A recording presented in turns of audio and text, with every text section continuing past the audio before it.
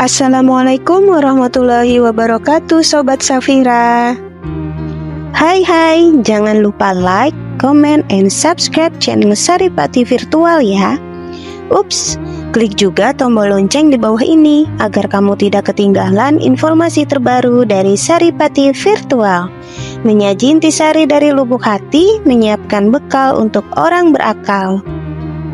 Kali ini kita akan mendengarkan nasihat Syekh Ali Jaber yang sangat menyentuh dalam salah satu ceramahnya. Selamat menyaksikan dengan seksama agar kita tidak keliru dalam memahami ceramah beliau. Baca salah satu doa. Mungkin Bapak Ibu jamaah sekalian pasti hafal. Doa tidur dan doa bangun tidur.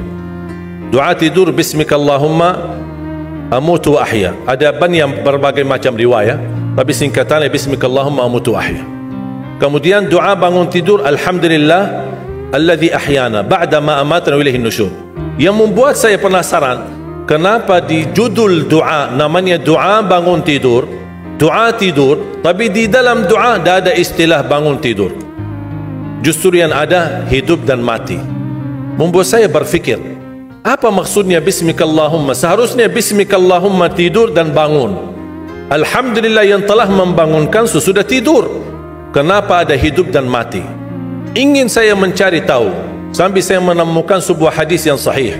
Alhamdulillahilladzi radda ilayya ruhi wa afani fi jasadi wa adhina li bi dhikri. Ini menjadi doa yang kedua, doa bangun tidur. Ketika saya baca Alhamdulillah yang telah kembalikan ruhku, berarti ruh kita di mana saat tidur? Wa afiyat di jasadku, dan diizinkan untuk bisa mengingat Allah Subhanahu wa taala. Membuat saya tambah penasaran, kenapa di saat tidur Allah sebutkan kata hidup dan mati, bukan kata bangun dan tidur. Membuat saya jari dan gali tahu, mencari tahu, tidak menemukan hadis-hadis yang bisa menjawab penasaran saya.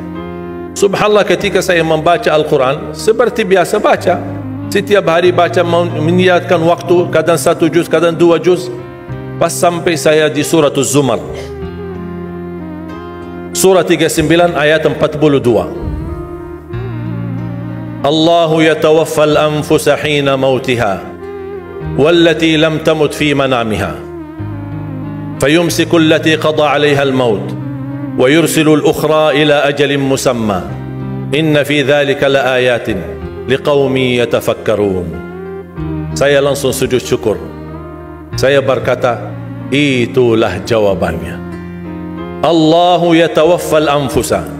2 kali Allah memegang nyawa kita. 1 saat kita meninggal dunia, 2 saat kita tidur belum meninggal dunia. Allahu yatawaffal anfusa hina mautiha, ketika tidur mati, sudah meninggal dunia, nyawa kita dimegang oleh Allah SWT. Allahu yatawaffal anfusa hina mautiha wallati lam tamut fi manamiha, dan Allah memegang nyawa seorang ketika dia tidur tapi belum mati. Kalau soal sudah dimegang nyawanya ketika mati sudah selesai, tapi Allah jelaskan lebih detail lagi. Persoalan megang nyawa seorang ketika tidur belum mati, fayumsiku allati qada 'alaiha al-maut. Allah Subhanahu wa taala menahan nyawa yang sudah ditetapkan oleh Allah kematiannya. Makanya ada orang ketika bangunnya subuh sudah meninggal dunia, ternyata dia termasuk fayumsiku allati qada 'alaiha al-maut wa yursilu al-ukhra, tahap yang kedua, wa yursilu al-ukhra ila ajalin musamma, yang belum ditetapkan kematian, Allah kembalikan nyawanya untuk di waktu yang ditentukan dan ditetapkan oleh Allah Subhanahu wa taala. Itu beristiwa setiap malam Bapak Ibu. Dimegang nyawa kita dan dilepas. Bisa jadi ketika dimegang dipertahankan, tidak dilepas. Ini beristiwa menghadapi proses kematian setiap malam ketika tidur. Inna fi dzalika laayatil liqaumin yatafakkarun. Mana orang yang berfikir, itu tanda kebesaran Allah bagi kaum yang berfikir. Ketika saya baca buku-buku doa, ternyata saya menemukan doa yang hampir sama mentakwilkan ayat ini, tapi menjadi bentuk sebuah doa yang cukup panjang tapi sangat indah, apalagi kalau bisa kita menikmati dan menghayati isinya. Menjadi salah satu doa tidur. Tadi doa tidur ada 1 kan, Bismikallahumma amutu wa ahya. Doa bangun tidur ada 2, Alhamdulillahilladzi ahyana ba'da ma amatana wa ilaihin nusyur. Itu umum. Ada satu lagi, alhamdulillahilladzi radda ilayya ruhi wa afani fi jasadi wa adhina li bi dhikri. Terus saya menemukan doa, ternyata doa tidur ada dua. Selain bismikallahumma amutu wahya, ada bismika rabbi wada'tu jambi. Dengan namamu ya Allah aku berbaring. Wa bika arfa'hu, dengan namamu aku angkat. Fa in amsakta nafsi, ya Allah, kalau nyawaku dipertahankan malam ini, farhamha, rahmatilah ya Allah. Wa in arsaltaha fahfadha, kalau dilepaskan nyawaku, jagalah diriku sebagaimana terjaga dirinya hamba-hamba yang salih. Ketika saya baca dan setiap malam bisa merasakan bismika rabbi wada'tu jambi wa bika arfa'hu fa in amsakta nafsi farhamha.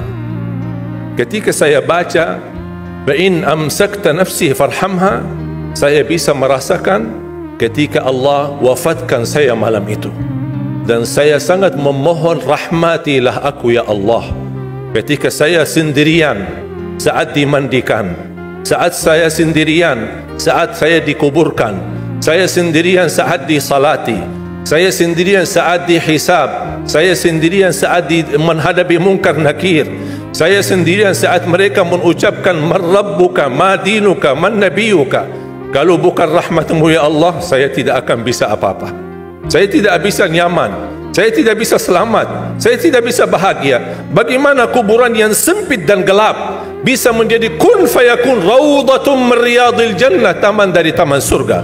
Bahkan Allah tunjukkan posisi kita di surga. Makanya seorang hamba yang bisa melihat posisinya di surga, dia berteriak, ya Allah, aqimis sa'ah, segerakanlah datangnya hari kiamat. Sebaliknya orang-orang yang na'udzubillah, ketika disempitkan kuburannya, bertambah gelap, bertambah hitam, belum lagi turun azab, ditunjukkan posisinya di neraka di sampingnya, dan dia berteriak, ya Allah, la tuqimis sa'ah, janganlah terjadi hari kiamat. Sudah aku disiksa di sini, sudah cukup, apalagi akan disiksa nanti di hari kiamat. Makanya ketika saya baca bismika rabbi wada'tu jambi wa bika arfa'hu fa in amsakta nafsi, ya Allah, kalau memang nyawaku malam ini dipertahankan, rahmatilah ya Allah.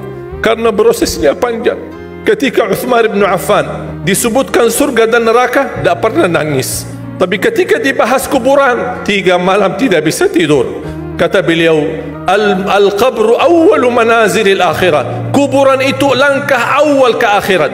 Kalau itu lulus, lancar, bahagia, selamat, insya-Allah lebihnya aman dan sambil menuju ke surga. Tapi kalau kuburannya menderita, menjadi tersiksa, menjadi pahit dan tidak bisa nyaman, tidak akan bisa nyaman lebihnya dan selanjutnya, na'udzubillah min zalik. Wa in arsaltaha, ya Allah, kalau memang kami di malam ini masih ditetapkan, masih punya umur dan dilepaskan nyawa kami, kami masih diizinkan untuk beraktivitas dan beribadah, mendekatkan diri kami kepadamu ya Allah. Kita ingat, fahfadha, jagalah dirimu, karena kami takut juga mengulangi dosa. Kami takut lagi mengulangi kesalahan. Kami takut menjadi orang yang suka selalu masbuk atau ketiduran dari salat. Kami suka terlalu banyak kelemahan dan kebodohan kami. Kami tidak mau ya Allah. Jagalah diri kami sebagaimana terjaga dirinya hamba-hamba yang salih. Wallahi jamaah sekalian, saya usulkan kalau bisa hafal doa ini, karena sangat indah. Hayati maknanya, dalami isinya, agar kita tidur dan kita merasakan tergantung diri kita dengan rahmat Allah Subhanahu wa taala. Kalau memang mati malam itu, kita insya-Allah dirahmati Allah. Kalau kita masih punya umur, mudah-mudahan kita terjaga untuk bisa menjadi sebagaimana hamba-hamba yang saleh. Jamaah sekalian, kematian itu jauh lebih dekat daripada titik nafas kita setiap hari. Bahagialah seorang yang bisa sisahkan amalannya, yang bisa membuka buku amalannya walaupun dia mati, tapi terus disalurkan pahala, sedekah jariahnya tidak terputus. Sepengalaman saya, dan saya belajar, tidak pernah saya menemukan amalan sehebat untuk mendukung dan mewakaf Al-Quran. Al-Quran untuk dibelajari, Al-Quran untuk dihafal. Saya memiliki harapan yang sangat tinggi, insya-Allah Indonesia sepanjang apapun kegelapan, sepanjang apapun kegelapan kezaliman, sepanjang apapun kehilangan keadilan, insya-Allah akan datang satu saat terbitnya matahari adil, dan insya-Allah Indonesia akan menjadi negara Al-Quran. Saya bisa meyakinkan gitu karena saya telah merasakan bagaimana di Turki. Turki negara sekuler yang ratusan tahun serangi Islam, ratusan tahun melabaikan Islam, tidak boleh kumandangkan azan dalam bahasa Arab, tidak boleh ada rumah tahfiz, tidak boleh ada pesantren, tidak boleh belajar agama, tidak diberikan anak-anak kita bisa belajar dengan sendirinya Al-Quran. Semuanya dilarang dengan keras, bahkan terancam orang-orang yang melanggar aturan itu. Allah Subhanahu wa taala melahirkan seorang presiden yang bisa membaca Al-Quran. Coba buka di YouTube bacaan Erdogan bagaimana. Itu dilahirkan dari negara sekuler. Saya bisa meyakinkan insya-Allah 1 juta menghafal Al-Quran, dan Bapak Ibu mudah-mudahan masih punya umur akan mendengar pengumuman besar imam besar salat Idul Fitri dan Idul Adha sekaligus khatib adalah Presiden Republik Indonesia menghafal Al-Quran. Itu yang saya yakini, dan saya tidak pernah merasa lelah, dan saya selalu berkata sama istri, kalau saya mati itu pun karena saya bersama Al-Quran. Wallahi jamaah sekalian, yang bersama Al-Quran tidak akan merugi. Berkah rizkinya, berkah umurnya, terjamin kebahagiaan. Allah Subhanahu wa taala hanya minta satu, berkenan bersama Al-Quran di dunia. Apa yang kita dapat? Apa yang akan dibalas? Akan Al-Quran temani kita di dunia, akan temani kita saat sakratul maut, akan temani kita di kuburan membela kita, akan menemani kita saat kita dibangkit oleh Allah, akan menemani kita saat hisab, akan menemani kita saat berjalan di atas sirat yang sangat tipis dan panjang, bahkan tajam jalanannya. Begitu sampai ke surga, apakah Al-Quran melepas? Tidak akan melepas. Al-Quran masih berkenan, padahal kita hanya cuma sekali berteman sama Al-Quran di dunia. Dia begitu luar biasa panjangnya bertemanan sama kita sampai ke surga, bahkan akan temani kita masuk surga. Sebagaimana bersabda Rasulullah SAW, yuqalu liqari'il Quran, ahlul Quran di dunia yang kesibukannya baca, kesibukannya hafal, tidak membuangkan waktu sia-sia, selalu bersama Al-Quran. Allah suruh dia, bacalah dalam surgamu, naik derajatmu, baca, naik lagi, tambah lagi baca, naik lagi, sampai di posisi mana pun anda berhenti baca, disitulah posisimu di dalam surga. Bagaimana kata Siti Aisyah di riwayat Imam Muslim, jumlah tingkatan-tingkatan dalam surga Allah sesuai jumlah ayat Al-Quran. Oleh karena itu tidak ada yang lebih tinggi di dalam surga Allah daripada Ahlul Quran. Cukuplah bahagia Ahlul Quran ketika di hari kiamat dipanggil, semua manusia dibangkitkan oleh Allah. Malaikat memberikan pengumuman, mana Ahlul Quran? Berdiri, rapat, berdekatan. Mereka maju, mau bawa kami ke mana? Kalian terpilih menjadi orang yang terdekat sama Allah, karena Ahlul Quran adalah keluarga Allah Subhanahu wa taala. Bukan hanya kita sendiri yang mendapatkan anugerahnya dan manfaatnya, semua keluarga kita, termasuk orang tua kita dan orang yang ada di sekitar kita. Makanya jemaah sekalian, kalau anda gagal penghafal Al-Quran, anakmu pun gagal penghafal Al-Quran, jangan sisahkan walaupun saham menjadi saksi baik di hadapan Allah. Ya Allah, saya belum hafal, anakku gagal penghafal Quran, tapi insya Allah hartaku, usahaku, pikiranku, tenagaku bisa terus memperjuangkan Al-Quran. Apa saja ya Allah, insya Allah menjadi saksi baik. Dan nanti di hari kiamat, insya Allah kita bersama Ahlul Quran mendapatkan syafaatnya Al-Quran di hari kiamat. Kita sangat membutuhkan ayat-ayat yang dikumandangkan ketika meninggal dunia.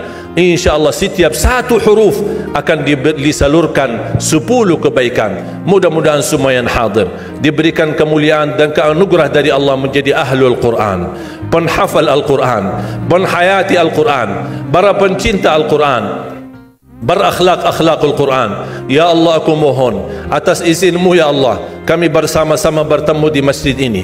Berilah kepada kami kemuliaan bersama-sama bersama ahlul Quran di dalam surga-Mu ya Allah, ya Dzal Jalal wal Ikram, ya Arhamar Rahimin, ya Arhamar Rahimin. Anugerahlah kepada kami anak dan keturunan penghafal Al-Quran, anak dan cucu penghafal Al-Quran yang mampu menjaga nama baik keluarga kami, yang mampu membanggakan kami di hadapan-Mu hari kiamat, yang mampu menghadiahkan mahkota untuk kedua orang tua kami. Birahmatika ya Arhamar Rahimin. Ya Allah, maafkan kalau kami tidak berhasil menjadi penghafal Al-Quran, tapi ya Allah, kami kurbankan nyawa kami, harta kami, usia kami, tenaga kami, pemikiran kami, ilmu kami untuk Al-Quran, agar Indonesia ke depan menjadi negara Al-Quran, agar Indonesia menjadi contoh terbaik untuk mata dunia, agar bisa kita melahirkan. Karena saya meyakinkan ya Allah, dan kami semua meyakinkan, terjamin masa depan Indonesia baldatun tayyibatun wa rabbun ghafur kalau selalu bersama Al-Quran. اغفر لنا ولوالدينا ولجميع المسلمين والمسلمات والمؤمنين والمؤمنات الأحياء منهم والأموات. ربنا آتنا في الدنيا حسنة وفي الآخرة حسنة وقنا عذاب النار. وصلى الله على سيدنا ونبينا محمد وعلى آله وصحبه وبارك وسلم والحمد لله رب العالمين. Alhamdulillah, kita sudah menyaksikan Syekh Ali Jaber yang sangat menyentuh tersebut. Semoga kita bisa mengambil manfaat, ilmu, ibrah, dan berkah dari ceramah tersebut. Amin. Sampai ketemu di lain kesempatan ya. Jangan lupa terus saksikan channel Saripati Virtual. Terima kasih. Wassalamualaikum warahmatullahi wabarakatuh.